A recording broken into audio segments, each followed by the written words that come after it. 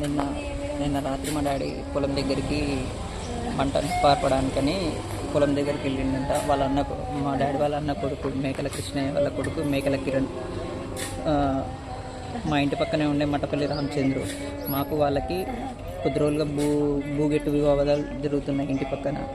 అది వీళ్ళిద్దరు కలిసి మా డాడీ అక్కడికి వెళ్ళి ఒంటరిగా ఉన్నది చూసి డాడీని చంపేసి అక్కడ చెట్లలోకి నూకేసి పరారయ్యడానికి ట్రై చేశారు. ఇప్పటికే కాదు, ఈ కిరణ్ అనేవాడు ఎప్పటి నుంచో చాలాసార్లు మా మీద గొడవలకు వచ్చిండు.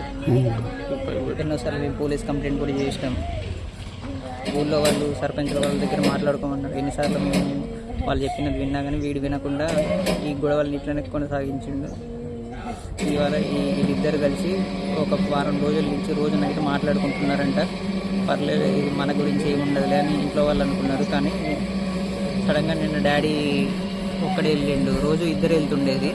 మరి ఇద్దరిని చంపేద్దాం అనుకున్నారో ఎట్లనో తెలియదు. నిన్న డాడీ ఒక్కడే వెళ్ళిండు. ఒక్కరిని చూసేసి అక్కడ ఇద్దరు కలిసి చంపేసి అక్కడే చెట్లలో నూకేసి వచ్చేసి.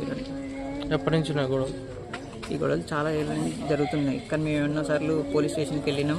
ఊర్లో సర్పంచుల వాళ్ళతో మాట్లాడుకోమన్నారు. వాళ్ళు చెప్పినట్టు వినమన్నారు. మేము ప్రతిసారి వాటికి ఒప్పుకున్నాం. కానిస్టేబుల్ తనే ఇప్పుడు చంపిన అతనే సిఆర్పిఎఫ్ జాబ్ చేస్తాడు. ఏం పేరు? మేకల కిరణ్ అని. తనే ఇప్పుడు మర్డర్ చేసింది.